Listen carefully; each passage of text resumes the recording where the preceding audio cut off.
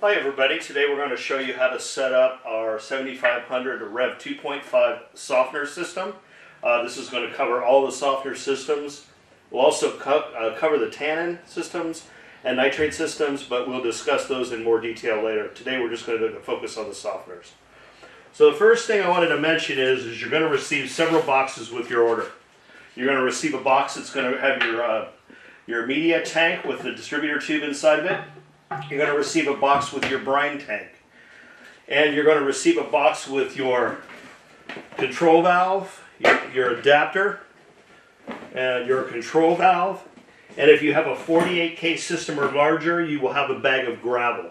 The 32K and under systems do not have any gravel. Then you will receive, depending on the size of your system, a number of boxes of resin, both in 25 and 50 pound increments, depending on the cubic foot size of your system. So the first thing I want you to do is open the box the control valve in. Will have this open first sticker on it.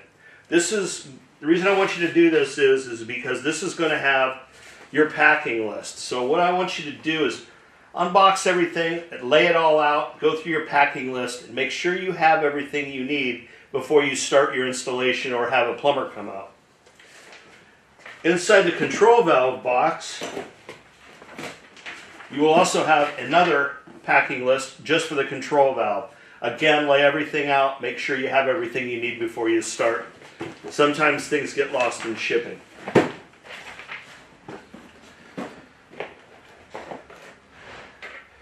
So the first thing we're going to do is go ahead and install the media into your tank. A couple of things here. This distributor tube, let me pull this up and show you. There's a bottom screen on it with a divot. This needs to be in the divot in the bottom of the tank. Your tank, the D tube cannot be above the tank like this. These are all custom made for each tank. So you want to make sure it's level, it's all the way down to the divot. One way to do that is spin it like a top, and you can see now it's flush. So the first thing we're going to do is tape off the distributor tube so you don't get any media down inside of it. We use this blue masking tape here in the shop. Put yourself a buddy tab on there and tape that off. Thusly, you grab your blue funnel. Now you're going to put your gravel in for the larger systems. This is kind of what the gravel looks like. It's just gravel. We send you the correct amount, so whatever amount we send you, put that in the bottom of your tank first. Again, 32K systems and smaller, you will not need any gravel. Then you're going to put the resin beads in. That's kind of what those guys look like.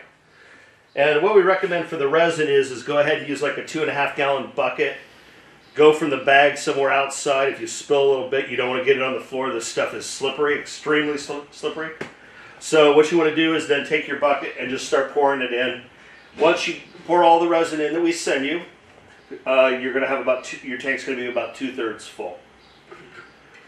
So then what you're going to do is remove the funnel, remove this blue tape from the distributor tube. Be very careful not to pull that tube up out, because once it's up out, you can't push it back down. So make sure that's still level. At this point, go ahead and fill your tank up with water, and you're ready to start installing your control valve. Okay, like I mentioned, inside your control valve box, it comes like this. You will receive your control valve,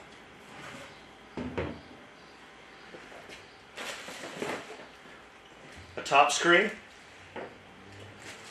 and a little baggie here that's going to have your O-ring. This is going to go on your valve to attach to the tank.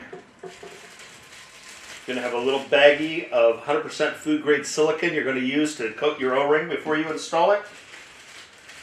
You're going to have this little compression nut fitting with a little screen. I'm going to show you where that goes in a minute. And you have a hose clamp to install your drain line. I'll show you that in a minute as well. Okay, so the first thing we're going to do here is we're going to take this, we're going to open this lube. You don't need a lot, just coat the whole O-ring and coat the O-ring down inside of here as well.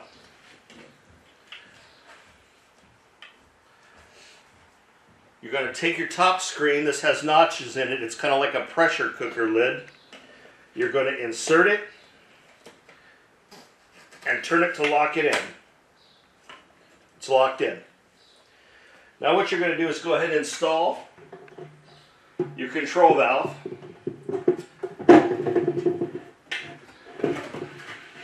And you want to check and make sure your O-ring stays in place and it doesn't come out of the groove there.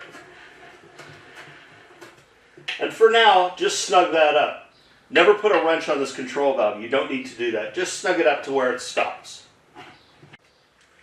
Okay, now we're going to go ahead and open our bypass box. Inside there, you're going to find a little baggie with 5 clips, or 4 clips, excuse me. It looks like this. The bypass valve itself. Okay, now something I want to mention here, the bypass valve has to go in this orientation with the valve facing up. You cannot install it this way, otherwise it'll be plumbed in backwards. So the other thing I wanted to mention, inside the outlet here, this is your little flow meter in here. So if that falls out, that wants to go on the outlet side. Would be this side here with the arrows. So what we're going to do now is just take this bypass valve and pop it onto the control valve. We could probably get zoomed in here now. And right here at the valve, you're going to insert these clips. Okay, that's going to secure it to the valve. And then these inlet and outlet fittings here, these clips go in from the side like this. And this is really nice because you can plumb from the bottom, from the side, from the top, whatever you want to do. But basically, this is your inlet and this is your outlet. The arrows are marked up top. Okay, at this point, the second thing I want you to do is take this cable out. And sometimes they tuck it up here in the valve. This is your flow meter cable. And it's going to slide right in here like this. Okay? This is your bypass valve. When the valve is this direction, it's bypassed. When it's in this direction, it's in service. We're going to put that in bypass. Okay, now that we have this on, we're going to go ahead and snug the control valve up. Of course, I'm spinning the head or the system around now just to show you this, but you're going to have the resin beads in here. You're not going to be allowed to do this. It won't, you know, it'll be too heavy. But what I want to do is tighten this valve up. That's all it needs. You just want to make sure you get a good seal here. So you don't need to put a wrench on there. Just seat it up there nice and tight, hand tight, and you're good to go. Okay, now a couple of things. This bottom port here is your drain line port, and I'm just going to show you. You see the white button in there. That's your drain line flow control. We've set that up for your system according to what size system you have, the proper flow.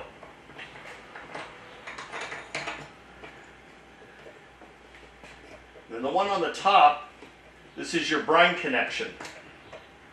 And again, this has a brine flow control that's set up for your system. In this case, it's a white one, and it's installed in here. So what I did was I pulled this little black clip out, and then what I want you to do is your brine line, there'll be a coil of brine line down in your brine tank.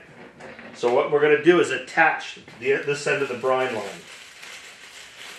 We're going to go back to this little baggie that has the compression nut that I was talking about earlier.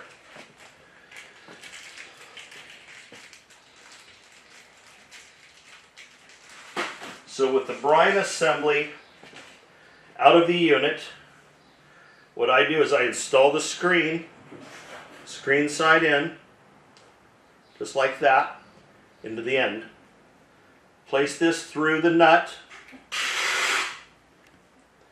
You want this to go all the way in. So this is going to go in about this far. And then you're going to snug this up. Now again, this is a plastic fitting. It really doesn't hold a lot of pressure. Don't wrench down on this, you'll break it. But what I do here in the shop is I'll put a little wrench on the flat here like this and just hand tighten it. That's all it needs. It's going to be good and tight in there. And again, your tubing's longer. I'm just showing you this for those purposes. You're then going to slide this back in. Pop that clip back in. Now this end of your brine line is secured.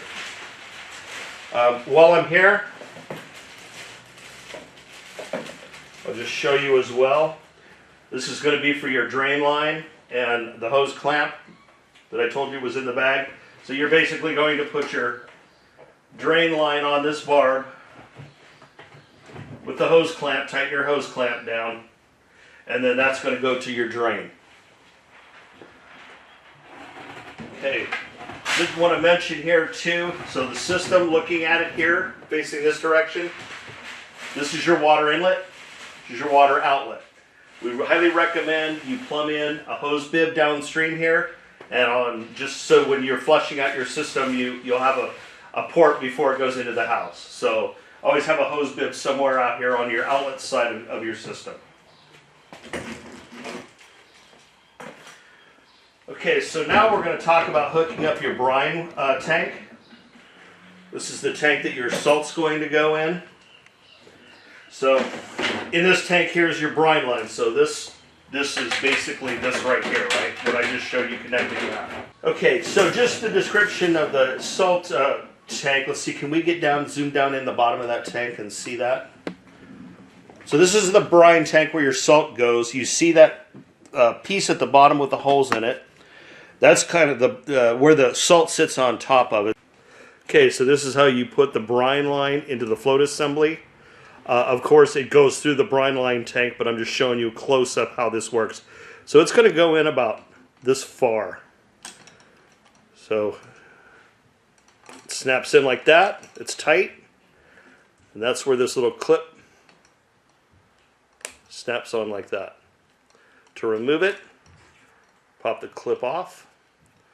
Take this little collar here, pull it towards the fitting, and slide it out. That's the collar right there. It needs to be pushed into the fitting, then you can pull the tube out. Okay. Okay, so now we plugged our control valve in, we're going to go ahead and program it.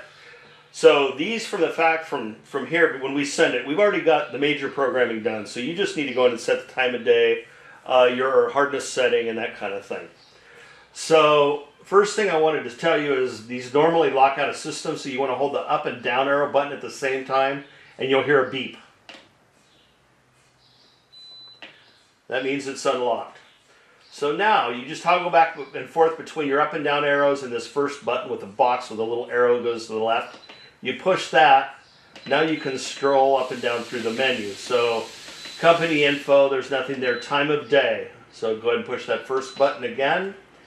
And then you're in your hour mode, scroll up and down there for your hour mode.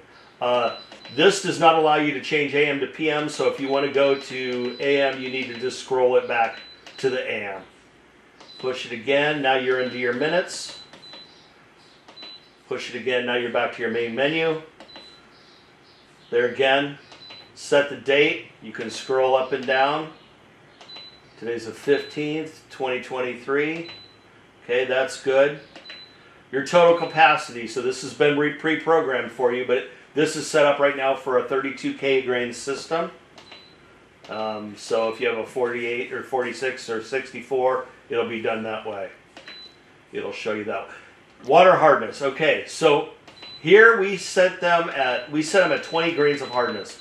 That's just conservative from our end, just in case you don't actually know what your water hardness is. But this is where you want to set up your hardness, because the lower your grains, the more water usage you get out of the system before it needs to regenerate. So figure out what your actual hardness is, and maybe go 1 or 2 grains over that just to be on the safe side, and set your hardness up that way. Number of people, we set these home systems at 4. Regen time. Okay, so this is where you can set the time you want it to regenerate. Basically, when it reaches its capacity, it'll regenerate. Right now it's set at 2 a.m. If you have another system, a Pro-Ox system, an iron filter, a carbon filter, you want to make sure these are staggered. You don't want both systems regenerating at the same time. So normally we set the softener regeneration last. Base every other one. If you had like 3 systems, your first filter would be set at 2 a.m., your second filter would be at 3 a.m., and then we would set the softener at 4 a.m., just because the softener takes a little over an hour to regenerate. So anyway, there again, you can Set this at 3 or 2 or whatever, your minutes, back to the screen. The backwash time, this is preset for you. It's going to be at 10 minutes. This is your brine draw time. This is going to be preset. It should be at 60 minutes.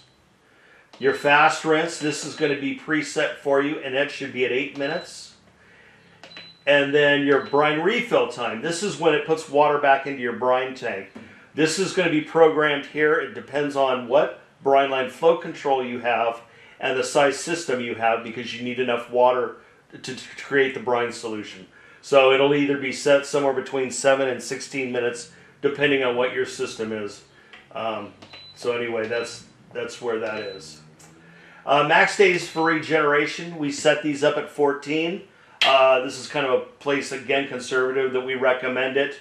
You never want to go more than 30 days. If you're trying to conserve water, you could split the difference and go 21 days if you want, but just to ensure that the resin stays good and you're cleaning it enough, we go with 14 days.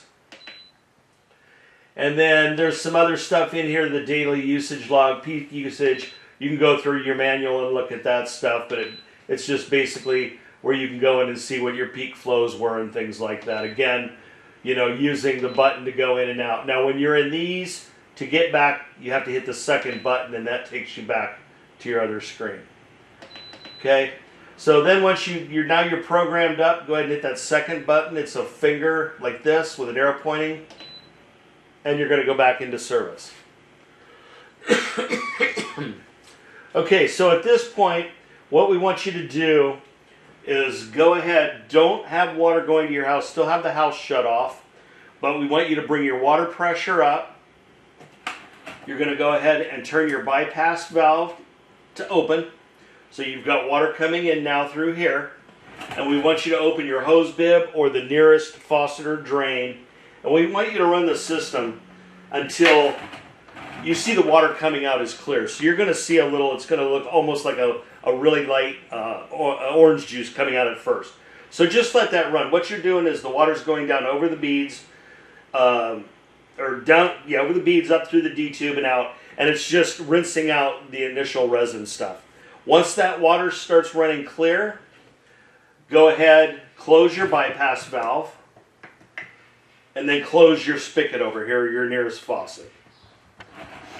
Okay, once you've got to that point, so you're all hooked up now, what I want you to do is go ahead and put at least 20 pounds of salt in your brine tank. Go ahead and put the 40-pound bag in there if you want. You don't need to fill the thing up yet. Just put some salt in the brine tank. Okay, so remember this. I want to make sure this is actually hooked up here, okay? This is going to look like this.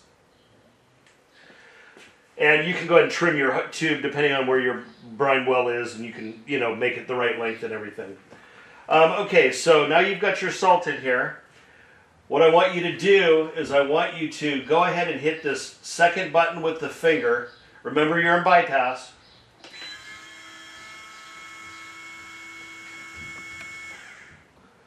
So now it's in backwash. I want you to hit it one more time.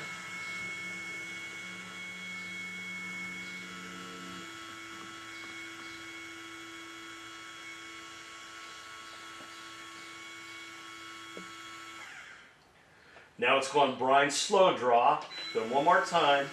What we're going to do is we're going to go, this is fast rinse.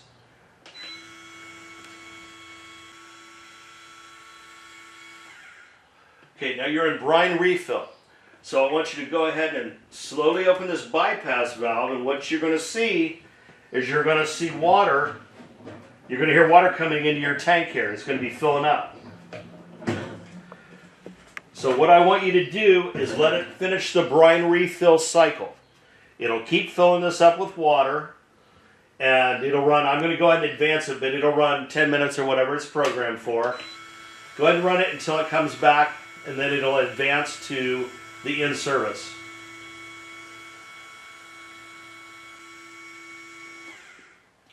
Okay, so now you see it says back in service water systems. Go ahead and close this bypass again. And I want you to take a flashlight, and you should be able to look down this brine well here, and you should see a water level. Of course, it depends on the size system you have and the size brine tank you have. but you should see some water in here. And it won't come up above the salt necessarily, but you should be able to look down in the brine well and see water in there. Okay, now you know you have enough water in there. Okay, so you get your salt in here, you verify there's water in here. So now I want you to just kind of walk away for an hour, let that salt kind of absorb a little bit into the water that's in your brine well or in your brine tank here. And after about an hour, I want you to just come back and you're going to go ahead and put this into, remember you're in bypass here still, you're going to go back into your backwash.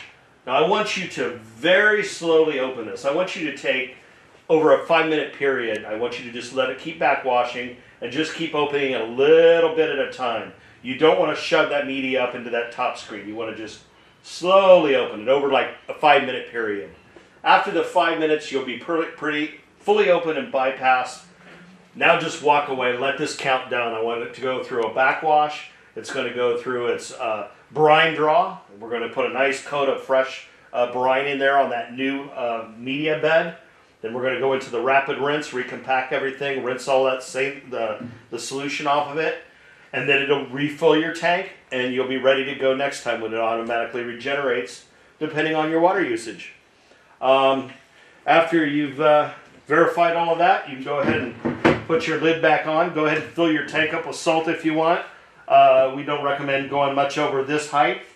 One of the things that can happen is with the salt, if you put too much in there and you don't break it up occasionally, it'll actually create a pocket underneath there. The water will keep going in and you'll never see the salt solution and your water will start turning harder. That's the first thing to check if that happens, is take a clean stick and make sure you don't have a cavern built down there, down below. So other than that, that's all for today. You should be set up. Many years of soft water. Have a good day.